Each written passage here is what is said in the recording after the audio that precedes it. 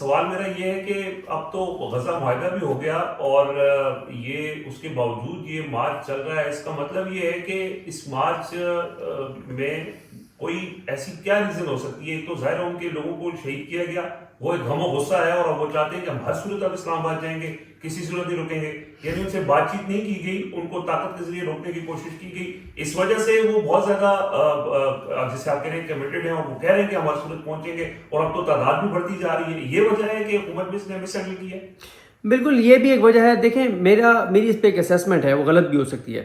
ظاہر ہے بہت سے لوگ یہ بات کہتے ہیں کہ یہ نکلے نہیں ہیں, نکالے گئے ہیں. میں اس سے اتفاق نہیں کرتا. دیکھیں میری یہ اسیسمنٹ یہ ہے کہ اس وقت جتنی بھی پولیٹیکل پارٹیز ہیں, جتنی بھی مذہبی جماعتیں ہیں, ان کے پاس نا جتنے بھی کارڈز تھے نیریٹو کے, وہ سارے کے سارے کارڈ عمران خان صاحب نے لے لیے ہیں. اب ہر جماعت اپنی سروائیول کی جنگ لڑ رہی ہے, اور ہر جماعت کا کارکن ان سے سوال کرتا ہے. اب حافظ سعد صاحب سے بار بار سوال ہو رہا تھا کہ آپ لوگ کیا کر رہے ہیں اور آپ لوگ نکل نہیں رہے. اور میں آپ کو ایک چیز بتاؤں, یہ آپ کو 10, 12, 15 دن میں کلیئر ہو جائے گا کہ یہ غزہ پلان صرف ایک ٹریپ تھا, ڈرامہ تھا, اور یہ بری طرح سے پٹ جائے گا. اور اس کے بعد یہ مسلم ممالک بڑے سخت دباؤ میں آئیں گے جو اس سارے ٹریپ میں شامل تھے, جو امریکہ کی سہولت کاری کر رہے تھے. ایک تو بڑا مقصد اس کا یہ تھا کہ ٹرمپ کو کوئی نوبل انعام مل جائے, وہ تو نہیں ملا, تو اس کا مطلب وہ کہے گا چلے ٹھیک ہے بند کرو یہ سب. ہاں نہیں, وہ اسے بھی پتہ ہے یہ صرف ہوسٹیجز کو وہ کرانا چاہ رہے ہیں, رہا کرانا چاہ رہے ہیں. خود اسرائیل اس کی خلاف ورزی کر دے گا, وہ کر دے گا, پہلے بھی کرتا رہا. بالکل آپ نے درست کہا. تو اس لیے سر یہ چیزیں بڑی یہ گلے پڑیں گی ہماری حکومت کے بھی. اور ویسے شہباز شریف صاحب سے ظاہر تعزیت کرنا چاہیے کہ شہباز شریف نے اور نیتن یاہو نے, دنیا میں 2 ہی ملک تھے جنہوں نے, اسرائیل اور پاکستان, جنہوں نے ٹرمپ کو نوبل پرائز کے لیے نامزد کیا تھا, اور وہ بھی اس کو نہیں ملا. اور خدا ہی ملا, نہ وصال صنم, نہ ادھر کے رہے نہ ادھر کے رہے. ہاں اتنی بے عزتی بھی شہباز شریف کی حکومت نے کمائی, لیکن ٹرمپ کو بھی امن نوبل پرائز جو ہے وہ نہیں ملا. تو اب ہم آگے چلتے ہیں. آپ نے بات کی پشاور کی. پشاور پہ میں بہت زیادہ بات کر چکا ہوں, وہاں پہ میٹنگز چل رہی ہیں, اور ان کے تناظر میں اسلام آباد میں بھی میٹنگز چل رہی ہیں. اسلام آباد کی امپورٹنٹ میٹنگ تو کل ایک ہے, اس میں ہم بات کرتے ہیں. لیکن جو اور میٹنگز ہیں جس میں مختلف راستے تلاش کیے جا رہے ہیں کہ گورنر راج لگائیں, ایمرجنسی لگائیں, سہیل آفریدی کو کوئی مطلب کوئی کیس ایک ہی دن میں چلا کے ڈی سیٹ کریں, کوئی اور کیا کریں, مطلب کچھ سمجھ نہیں آ رہی کہ کریں تو کریں کیا. کوئی الیکشن کمیشن میں درخواست دائر کروائیں, مطلب ابھی تک سر جوڑ کر بیٹھے ہیں, 2 دن ہو گئے ہیں, لیکن جو عمران خان نے پتہ کھیلا ہے نا, تو ان کو کلٹی کر دی عمران خان نے, ان کو سمجھ نہیں آ رہی. اچھا, اس کے علاوہ اب آتے ہیں ہم اس بات پر کہ اسلام آباد میں کیا ہونے جا رہا ہے. دیکھیں اسلام آباد ویسے ہی اس وقت بند ہے, حالات بہت کشیدہ ہیں. یہ جو ملین مارچ آ رہا ہے اس کی وجہ سے راولپنڈی سارا بند ہے, اور بہت ہی زیادہ حالات خراب ہیں, مریضوں کو بہت پریشانی, وہ تو ساری چیزیں ہیں. اسلام آباد میں بھی چیزیں ذرا پولیٹیکلی بہت خراب ہونے جا رہی ہیں. ایک تو اس لیے ہونے جا رہی ہیں, وہ تو نیکسٹ ویک میں ورکنگ ڈیز میں ہونے جا رہی ہیں, جو ان کو علامہ راجہ ناصر عباس صاحب کو اپوزیشن لیڈر نامزد کیا گیا ہے, اور ڈاکومنٹس بھی جمع کرائے گئے ہیں سینٹ میں, اور محمود خان چکدئی صاحب کی قومی اسمبلی میں. تو نہ ان کو قومی اسمبلی سیکریٹریٹ اور اسپیکر ادھر قومی اپوزیشن لیڈر نومینیٹ کریں گے, وہ نوٹیفائی کریں گے, نہ سینٹ میں یہ ہوں گے. تو یہاں بھی ایک پھڈا جو ہے وہ پڑے گا, وہ تو خیر آگے پڑے گا. ایک کل میٹنگ ہونے جا رہی ہے, وہ کل کی میٹنگ بہت امپورٹنٹ ہے. عمران خان صاحب نے جو ٹیم میں تبدیلی کی ہے, اس کے بعد تحریک تحفظ یعنی پاکستان کا یہ پہلا اجلاس ہے, اور یہ اجلاس بہت اہم ہے. کل کا جو اجلاس ہے, اس سے پہلے جتنے بھی تحریک تحفظ یعنی پاکستان کے اجلاس ہوئے, اس میں علامہ راجہ ناصر عباس صاحب اور محمود خان چکدئی صاحب تحریک انصاف کی طرف دیکھتے تھے کہ ہم یہ چاہتے ہیں, آپ کیا کہتے ہیں, کیونکہ آپ پی ٹی آئی جماعت ہے, تو وہ پی ٹی آئی کی طرف دیکھتے تھے.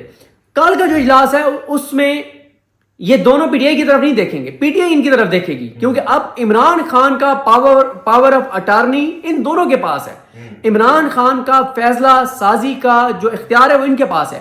عمران خان جو ہے نا, وہ ان پہ اتنا اعتماد کر رہے ہیں کہ عمران خان نے اپنی بہنوں کے ذریعے پیغام بھیجا ہے کہ ان کو میرا پیغام دیں کہ جو آپ کا فیصلہ ہوگا وہ میرا فیصلہ ہوگا. اس میں انہوں نے کہا ہے کہ ان کو پیر پگارا کو اور یہ مصطفیٰ نواز کھوکھر صاحب اور شاہد خان عباسی صاحب اور محمد زبیر صاحب, ان سب کو بھی آن بورڈ رکھیں.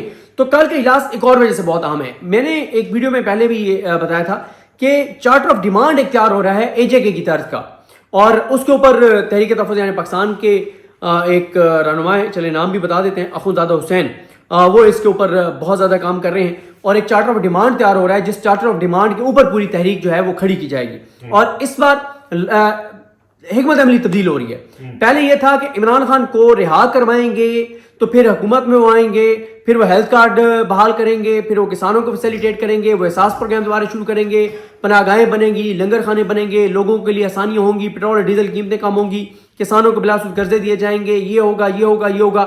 اس بار پلان چینج ہو گیا, بنگلہ دیش کو, نیپال کو, سری لنکا کو دیکھ کے, کشمیر کو, ایشیا کو دیکھ کے اس بار مطالبات پہلے آئیں گے, اس کے اوپر تحریک چلے گی, اور اس تحریک کے نتیجے میں عمران خان کی رہائی کا پلان ہے. یعنی یہ نہیں کہ عمران خان رہا ہوں گے تو یہ ہوگا. اسی حکومت کو کہا جائے گا کہ تم بے شک گھس بیٹھی ہو, فارم 47 والے ہو, تمہیں ہم نہیں مانتے, یہ کرو. اور اس پہ لوگوں کو دیکھیں.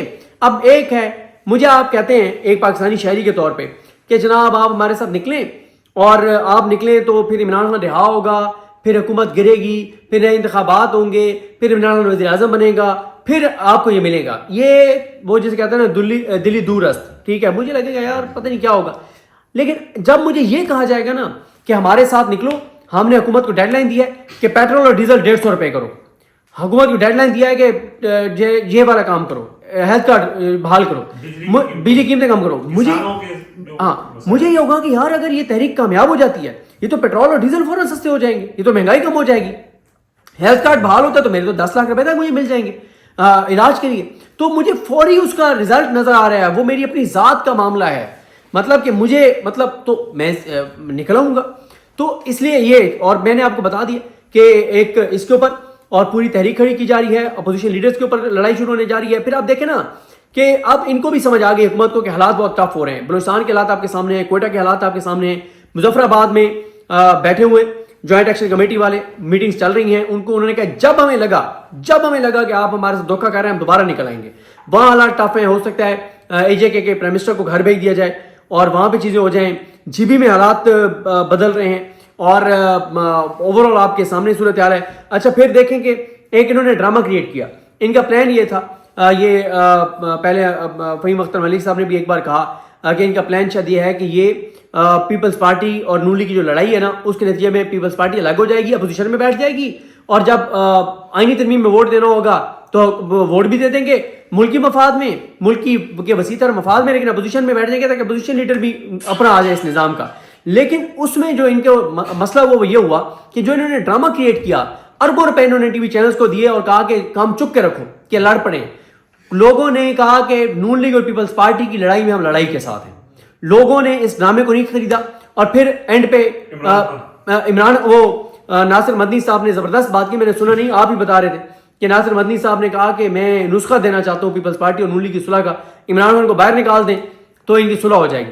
وہی ہوا, عمران خان باہر تو نہیں آیا, عمران خان نے کارڈ کھیلا اور دونوں پھر وہ جو نور کشتی تھی وہ ختم ہو گئی. عامر میر صاحب نے بھی کل کہا کہ دونوں کی صلح کا کریڈٹ عمران خان کو جاتا ہے. اچھا میں آخری آپ سے سوال پوچھنا چاہتا ہوں, لیکن میں اس میں سوری اس کو کنکلوڈ کروں. یہ بھی ڈراپ سین ہو گیا, ڈرامہ ختم ہو گیا. ادھر سے احمد ولید صاحب والا وہ ڈرامہ, وہ بھی اس کا بھی بڑے برے طریقے سے ڈراپ سین ہوا ہے, وہ آپ نے دیکھ ہی لیا. پھر جماعت اسلامی سے ایک تقریر کروائی گئی عمران خان کے خلاف, وہ بھی نیریٹو جو ہے وہ نہیں بنا. تو مسئلہ یہ ہے, دیکھیں رضوان صاحب, مسئلہ سب سے بڑا جو ہے نا جس پہ کوئی غور نہیں کر رہا, انہوں نے ٹرمپ کو نوبل پرائز کے لیے بھی نامزد کر کے دیکھ لیا, غزہ اس کے پلان جو ایک فیک پلان ہے اس کو بھی سپورٹ کر کے دیکھ لیا, انہوں نے اس کی خوشامدیں بھی کر کے دیکھ لی, انہوں نے سعودی عرب سے بھی معاہدہ کر کے دیکھ لیا, انہوں نے سب کچھ کر کے دیکھ لیا, لیکن اکانومی نہیں چل رہی, معیشت نہیں چل رہی, مہنگائی بڑھنا شروع ہو گئی ہے. عالمی بینک کہہ رہا ہے مہنگائی بڑھے گی, عالمی بینک کہہ رہا ہے کہ گروتھ کم ہوگی, سیلاب کی وجہ سے صورتحال آپ کے سامنے ہے. پھر آپ دیکھ لیں کہ دہشت گردی آؤٹ آف کنٹرول ہے, مطلب جو ابھی ہمارے پاس فگرز نہیں ہیں جو آفیشیل, اس لیے ہم اسپیکولیشن نہیں کرنا چاہتے, لیکن بڑی تکلیف دہ اطلاعات آ رہی ہیں ڈی خان سے. پھر اسی طرح سے جو ہے وہ مطلب ایکسپورٹس کم ہو رہی ہیں, بیرونی سرمایہ کاری جو ہے وہ نہیں آ رہی, ٹیکسٹائل انڈسٹری تباہ ہو گئی ہے, مطلب ہر طرف سے نیگیٹو خبریں ہیں. اس کی کمپنیاں چھوڑ کے جا رہی ہیں, بڑی کمپنیاں جا رہی ہیں. رضوان بھائی مسئلہ یہ ہے, جس حکومت کی پیدائش ہی ناجائز ہو, وہ لفظ یوز کیا تھا, میں نہیں کرنا چاہتا. 8 فروری کو آپ اور ہم اکٹھے تھے ثوابی جلسے میں, 8 فروری 2025, تو ایک لفظ یوز کیا تھا انہوں نے, نور اللہ قادری صاحب نے. تو یہ وہ حکومت ہے جس کی میں اس کو اس طرح سے کہتا ہوں کہ ان کی سیاسی پیدائش ناجائز ہے. مسئلہ یہ ہے کہ جو حکومت عوام کے ووٹوں سے آئی نہیں ہے وہ عوام کا نہیں سوچے گی. جن کے اثاثے باہر, جدادیں باہر, اولادیں باہر, مفاد باہر, کاروبار باہر, علاج باہر, شادیاں باہر, سب کچھ باہر, وہ ان کو پاکستان سے کیا لینا دینا بھائی. پھر ادھر سے دیکھیں بھارت دوبارہ چڑھ رہا ہے اور دوبارہ بھارت دھمکیاں دے رہا ہے, وہ چیزیں, اور آپ انٹرنل حالات کو آپ ٹھیک نہیں کر رہے. تو چیزیں جو ہے نا, دیکھیں رضوان بھائی, آپ جب آپ غلطی کو سدھارنے کی بجائے اس پہ بزد ہو جاتے ہیں نا, اڑ جاتے ہیں, پھر آپ ایک اور غلطی کرتے ہیں, پھر ان 2 غلطیوں پہ ڈٹ جاتے ہیں, بزد ہوتے ہیں, پھر آپ تیسری غلطی کرتے ہیں, اور یہ غلطی پہ غلطی کر رہے ہیں, یہ غلطی پہ غلطی کر رہے ہیں. اور حل ایک ہی ہے, اور حل ہے کہ آپ عوام کی عوام نے جس کو مینڈیٹ دیا اس کو اقتدار دیں, اس سے بات کریں, اور باقی صحیح ہے. اس کا بہت کم امکان ہے ویسے جس امید کا آپ اظہار کر رہے ہیں. میں صرف یہ آپ نے بات کی, اس کے میرا چھوٹا سا سوال میرے ذہن میں آیا. آپ نے کہا کہ پہلے محمود اچکزئی, علامہ راجہ ناصر عباس پی ٹی آئی کی طرف دیکھتے تھے. بیسیکلی پی ٹی آئی کو جو اختیار تھا وہ علی امین گنڈا پور کے پاس تھا. خیبر پختونخوا کی جو پی ٹی آئی کی قیادت تھی, وہاں جو ورکرز تھے وہ سب علی امین کی طرف دیکھ رہے تھے. لیکن اب پہلی دفعہ یہ بڑی صورتحال اب انٹرسٹنگ ہو چکی ہے کہ وہاں پہ جو لوگ علی امین گنڈا پور کی طرف دیکھتے تھے اب معاملہ ان کے ہاتھ میں آ چکا ہے. آج جنید اکبر, عاطف خان, تیمور سلیم جھگڑا, یہ سہیل آفریدی, بینا آفریدی, شاید کھٹک, سب لوگ وہاں پہ مشورے میں شامل ہیں, اور ان کی مرضی سے ہونا ہے جو کچھ ہونا ہے. اور جو چیزیں وہ پلان کر رہے ہیں وہ بالکل عوام کی منشا کے مطابق کر رہے ہیں, یعنی لوگ بڑے اس کے حوالے سے ایکسائٹیڈ ہیں. تو کیا آپ کو لگتا ہے کہ ادھر سے بھی جو اسلام آباد میں تحریک تحفظ جائز پاکستان ہے, چونکہ اب معاملات ان کے کنٹرول میں آ چکے ہیں, تو یہ بھی جو لوگ ایکسپیکٹ کر رہے ہیں اس کے مطابق پلان کریں گے؟ دیکھیں بالکل آپ ٹھیک کہہ رہے ہیں. یہ تو آپ دیکھیں کہ